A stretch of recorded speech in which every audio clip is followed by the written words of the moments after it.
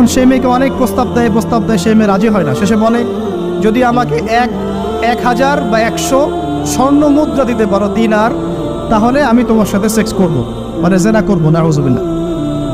তো সেই ছেলে অনেক কষ্ট করে এই টাকাগুলো বা এই দিনারগুলো অর্জন করে, কামাই করে, দিনরাত পরিশ্রম করে, ঠিক আপনারা যেমন করছে না। তো এরপর সে তার স্বর্ণ মুদ্রা দেয়, দিয়ে বলে যে এখন আমাকে আমার কাজ করতে দাও। তখন সেই মেয়ে রাজি হয়। ঠিক যে মুহূর্তে তারা সেক্সুয়াল সম্পর্কটা করবে, ঠিক ওই মুহূর্তেই এই মেয়ে বলে ওঠে, হে আল্লাহর বান্দা, আল্লাহকে ভয় কর। আমি সারা জীবন আমার সতীত্বকে ধরে রেখেছি, কাউকে দেইনি, আমি কারোর সাথে এরকম অন্যায় করি নাই, আমি খারাপ মেয়ে নই, তুমি আমার ইজ্জতটা নষ্ট করো না। কে বলছে কথা? মেয়ে। ওই অবস্থা থেকে কি একটা ছেলের উঠে আসা সম্ভব? এটা কি এতটাই সহজ? এটা কিন্তু সহজ না।